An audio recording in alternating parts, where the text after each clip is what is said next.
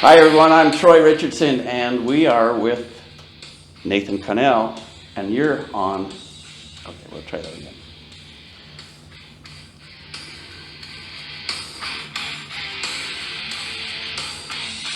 Hi everyone, I'm Troy Richardson. I'm your zipline expert today and we are on the Zipped Files podcast. I'm here with Nathan Connell and he is my guest today. We have a great show for you. We're going to share a little bit about what he's going to do for our Zip Safe Aerial Adventure Park and what the standards are doing and what I've been doing as a zipline expert this week and how we can help the community in our neighborhood as well as yours. So Nathan, tell me a little bit about yourself. Tell me, you know that we're building a 6-story challenge course with 100 zip lines on 5 acres, literally 5 acres. And we're going to do that. In fact, we just got an offer less than 10 minutes ago. And it came through the Small Business Development Center. I call it, it's actually the BRC, the Business Resource Center at Utah Valley University here in Orem, Utah. And that's where we're shooting this. And Nathan, tell me a little bit about, we've talked a little bit about how we want to do a walkthrough for our rendering because we're going to build a life-size challenge course board game. Mm-hmm. And you said something to me this morning in an email, and I'm like, I got to get you on the show. I do. It's like he's telling me stuff, and I'm like, I've been looking for somebody. So tell me what we're going to, how you think you can bring this to the table, so where we can show a presentation of a walkthrough on a challenge course, life-size board game, where people are actually ziplining, and I can present it to the big players like Urban Air, Black Desert, and there's many others that are looking for attractions. The industry is huge, $100+ billion every year is what they're drawing, and they're always looking for a new attraction. Mm-hmm. So tell me how that, how we can do that. Mm-hmm. So first, let me start by saying, no, it's really hard to get anyone excited about an idea if they can't see it or feel it, and they don't it doesn't connect together with them. So that's what I want to do. Is I want to create a model where it's not just a physical model on a table, but a 3D rendering similar to like a 3D game where you can use VR goggles in order to do that walkthrough, so that you can pretty much physically walk through there and get an idea of the scope of what's going on, as well as really visualize how incredible this idea is. Yeah, and what he told me, and the reason why I connected with Nathan here is he's got an amazing website, UpModel. Well, you'll remember it now, UpModel. And I tell you, I asked him probably 2 weeks ago, because I design and build springs, and I do zipline trolleys. This is my new prototype, and we'll get into that a little bit later.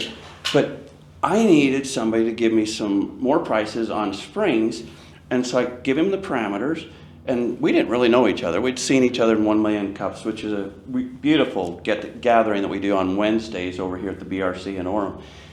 And I was amazed but before we get into that, because he literally found the 2 suppliers that I'm using, one in Pennsylvania and one in Colorado, and he did it with UpModel. Tell us about UpModel. So what UpModel is it's just a platform where we connect anybody who's trying to build parts with machine shops who want to build parts. And it's a very transparent system. You can go through, find the shops that'll work best for you based off of area, based off of the experience that they have. And you can select the shops you want to send for quote. They'll get back to you, they'll send you the quote, and then you can continue working with them in the future. Everything's on the platform, all the record keeping, messaging, we do it all there for you. So it's very compact, very complete, and very, very friendly to use. Where were you at 25 years ago when I was running my business? For me, what I'd have to do back then is I'd call a manufacturer, get a quote, send them my drawings, wait for who knows how long, then I'd have to go call another one, and hopefully they got me a bid on the parts. But with yours, it's like you can get 5, 10, how many bids you want quickly. That's correct. And it's with a model, like a 3D model, and tell me, can people submit like a sketch and say, hey, okay? Yeah, so you can submit a sketch. A lot of people can be off-put sometimes if they're like, oh, I can't make a perfect model, like, my part's not good enough. But some of these shops, they have teams and designers on board who can kind of work with you. They'll catch the vision of what you're doing and help push that forward. So really whatever you have, you can push out, and depending on the shop that you choose, they'll be able to help you out. What a great service, because people that don't have a machining or engineering or any kind of fabrication background may have no idea. You know, maybe they've got a great idea for some product that they figured out works better. Maybe they build it in their home, who knows, and now they've got a resource. So I see some great future for you at this model. I hope so. We're working really hard. We want to make a positive difference, and that's what we're aiming for. Yeah, and that's what we're trying to do. So you know a little bit about me, and I'll just kind of let the group here know. And by the way, usually I tell people what day it is. Today is March 19th, 2025. So a little bit about what we're doing today with ZipSafe. We call it ZAAP, because what we're going to do is we're going to zap the industry. Oh, yeah. I tell you, and this happened recently. So in 2021, I had one of these big major standards groups, you know, people who are creating standards for us to follow so we can keep people safer. Mm-hmm. Well, they decided that they wanted to up the speed limit for zip lines. Right now, zip lines, if you have a zip line 6 miles per hour, your arrival speed of somebody coming in is 6 miles per hour, you need an emergency brake. And so when I came in as an expert witness 10 years ago and started seeing all these plaintiffs who were injured because the emergency brake wasn't there, I wondered why. And you know why? It's because people don't measure how fast people are coming in. The standards group created this, literally a social construct, by saying 6 miles per hour, but they didn't define the temperature or the mass of the zipliner. Because those are the two variables on gravity braking, and they're still spelling braking with an E. And so I spelled gravity braking as with, well, we don't even think of gravity braking in here. Gravity is an acceleration. We learned that in Engineering 101. It's never a braking system. And so the industry is still struggling with that. But last year, ASTM, the American Society for Testing of Materials, put my products, friction braking and spring braking, as viable products for zipline braking, which is really cool. Because now we have a patent-driven advantage with this challenge course, and we're going to bring players in like you to build games. We want life-size board games like Zips and Ladders. You can come in, you're creating something, they figure out how to play the game, and then they go out on this 6-story challenge. 6 stories is big. That's 60, 70 feet tall. Yeah. If you have any kind of qualm about being on a ladder, this is a lot higher. Yeah, that's for sure. But so we created that, and so I wrote this letter because I learned how to write in my technical writing master's degree. Before, I had no idea how to write, but let me tell you, you learn how to write, you put a parenthetical together, you throw a couple of semicolons in, and you use that or which the right way, and people listen. They keep reading. They're not copy editing. You know, you and throw so the right semicolon in, then you'll get their attention. Exactly. I call that semicolon winky. You know, and so realistically, if we can get people involved in safety, then we can do it safer. Because ziplining industry has literally gone to the point where there's nobody wanting to insure you anymore. In fact, in 2021, Lloyd's of London pulled out, and they said we won't broker zipline insurance policies anymore. And recently, while working for Urban Air, which I work for them as a defense expert on a case that they're doing, they told me they had a hard time getting insurance. Urban Air has 350 franchises. What's that telling me about the industry? It's telling me that there's a problem. And so the problem that we're trying to address in here, and maybe you've learned a little bit about what we're doing, but we want a training model. That's why we started out this zipline podcast with Metallica, sad but true, because the industry, it's really sad. People don't realize how much it's damaging the industry if you don't have people coming back to your zipline. And that's what we're going to do with this. We're going to create a new game at least every year. You know, and you don't have to play the game on our challenge course, but you will want to when you're seeing other people doing it. And one of the cool things we're going to resurrect, we're going to bring in storytelling. And probably the best thing about our park is that anybody with a diagnosed disability will come for free. And I learned that from Morgan's Wonderland and Hershey Park this past year at IAPA. IAPA is the It's the North American International Association for Amusement Parks and Attractions. All the big players are there.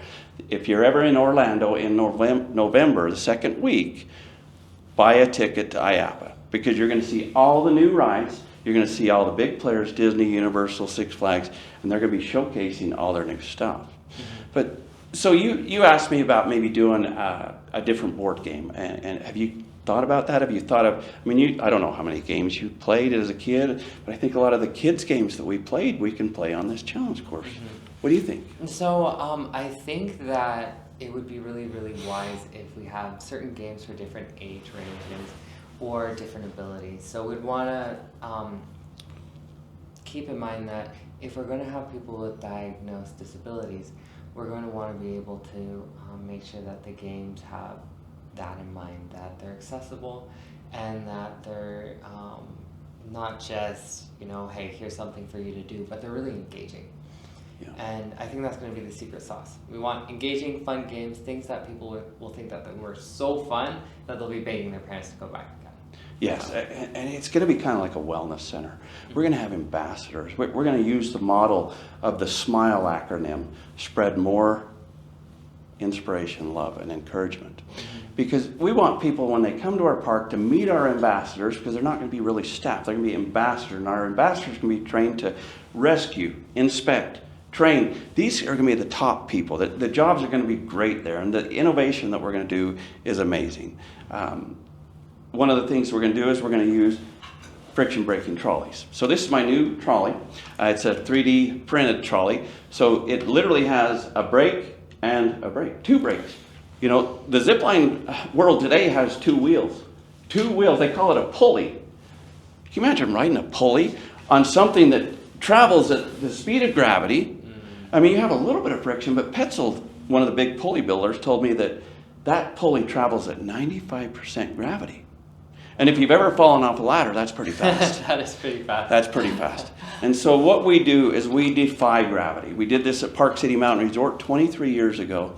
Every size, and that's where it's going to be fully accessible. Your 30-pound zipliner is still going to be able to ride with a friction braking trolley. Because the friction braking, the way it works, as a 30-pound rider puts 30 pounds of force on the brake as it's going down, and a 300-pound rider puts 300 pounds. It equalizes.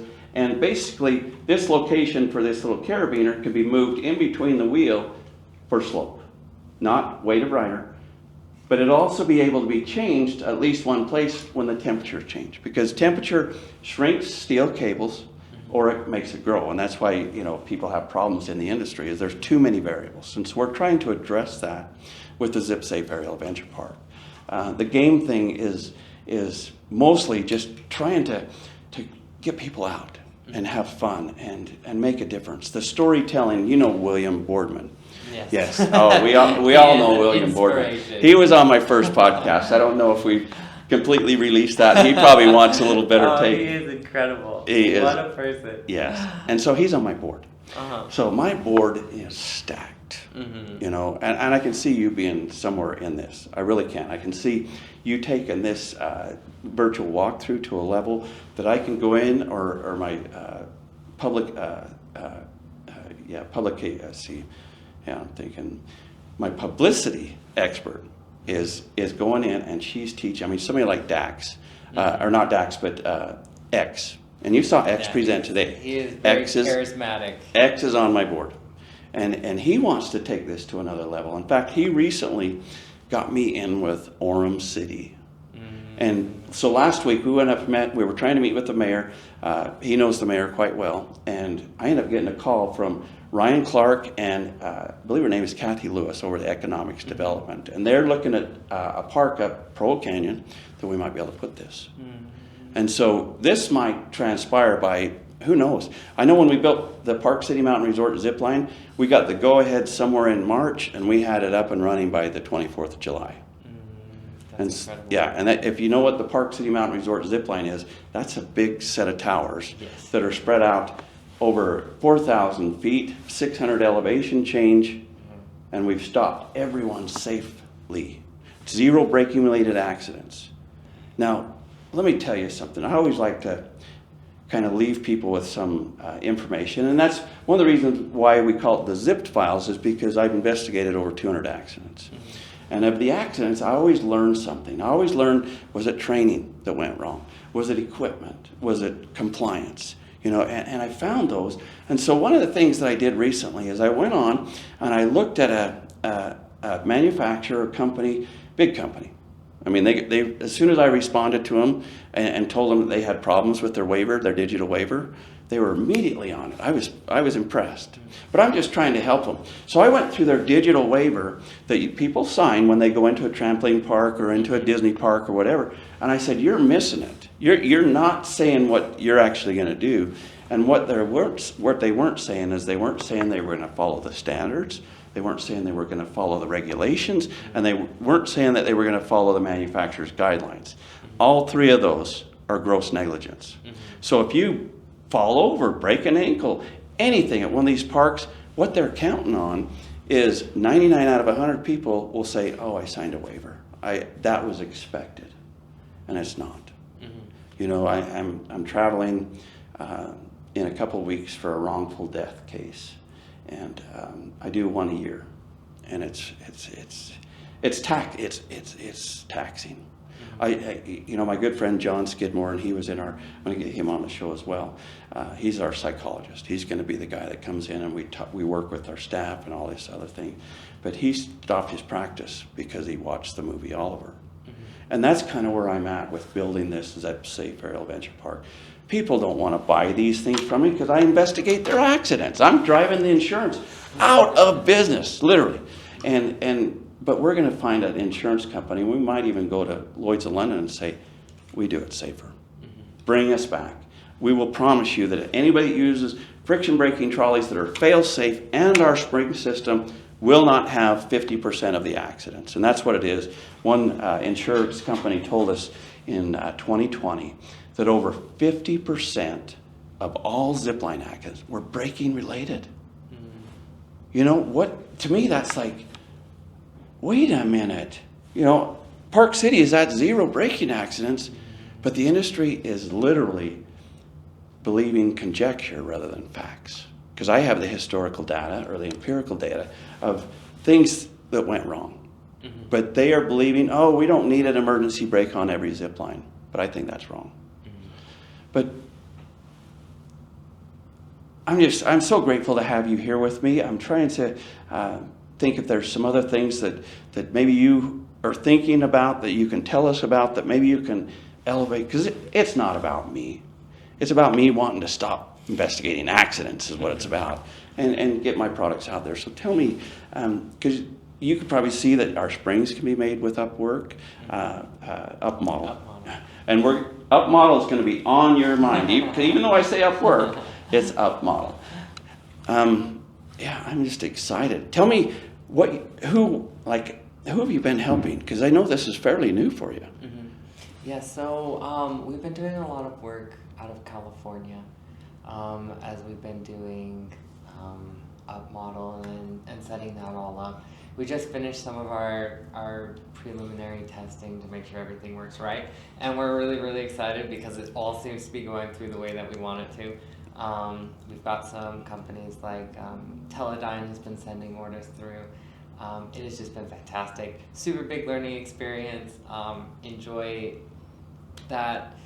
Right now, since it's still kind of a smaller company, we have the opportunity to have one-on-one discussions with the users who are on our platform. And so if they have any questions or any problems, it's been fun to just like talk with them and make those personal connections. Truly, and that's where we're probably going to leave it right here. We'll just have a fairly short podcast today. But I want to promote the BRC, the Business Resource Center over here at Utah Valley University. That's where we met. That's where I developed my advisory board. I took 4 people from here and 4 or 6 people from Toastmasters. One guy came from Robertson Harness. But ZAAP Safe Aerial Adventure Park is going to be a game changer. It's going to be groundbreaking. We're going to have an unveiling, hopefully in July, is what our goal is. But especially now that somebody wants to invest. Because then that just takes us to another level. We can start having the engineering done on the structure. We can get the structure ordered, and we just got to make sure we know where we're putting it. Yeah. You know? But realistically, I mean, we're going to spread these out all over because they're scalable, and we're going to use you. And I'm excited. I am extremely excited because I have literally been outsourcing, trying to find somebody who could render, because I know renderings are a great way to present something, like at a Pray to Homes. Pray to Homes use renderings for people that can't go to that home, or maybe they just want to watch it online and do a walkthrough. And that's what you're going to be helping me create. So Yeah. tell me what you're going to need from me just to kind of set a stage, because maybe people want to use you for other things. But as far as what type of files you want, pictures and stuff that help me create this virtual reality kind of. So it's going to be really important. There's two types of images and pictures that we're going to want. One is going to be like just structural, give me an idea what it is that we're building. But the other one I want to be very emotive. So I want to understand what type of like feeling you're trying to create. When someone sees the structure, like what is that like first look going to be? Are they going to be like, oh, okay, it's a zipline, or are they going to be like, wow, I've never seen anything as wild as this in my life? And if that's what you're going for, that's what we want to capture in that walkthrough, is when they put on the VR set and they look at your zipline and they look up at it for the first time, and suddenly they see, like they get the vision and it's there, and now they know what they're working towards and what all this effort is. So that's what I'm trying to do. Yeah, and that's exactly why I have such a great board and great people, and then I'm finding people that are working with me that are helping me take this to the next level, because I don't know what they want it to look like. We'll do our research. We'll go to Morgan's Wonderland. We'll go to Disneyland or wherever the places, or just pull the people that know what it should look like. Like Jim Carson, that was in our 1 Million Cups this week. He was on my show. I think it was podcast number 4. But he's a graphic designer who's literally designed things for the movie Spider-Man, the first Vision. And I know he's done some other things, a lot of other things. And he's just got an eye. He does all my logos. But yeah, I'm just grateful to be able to meet you and find out a little more about you. Is there anything else you want to tell about, and I'm going to get this right, a model? Yes. Like a 3D model. That's a model. UPPMODEL. Yes. That 2 P's. Yes, 2 P's. We want people to try it, and we want to get their feedback. If you love it, tell us you love it. If you hate it, tell us why, and we'll get that all adjusted. So that's where we are. That's where we want to be. Yes. And if you have any questions, feel free to reach out in comments. I generally leave my phone number. My phone number is 435-272-2389. Text me, call me. If I can get to the phone, I will. If not, leave a message. But I will always call you back, because I want to make the industry safer. And we're going to do it with people like Nathan Connell. So thank you, everyone. Have a great day.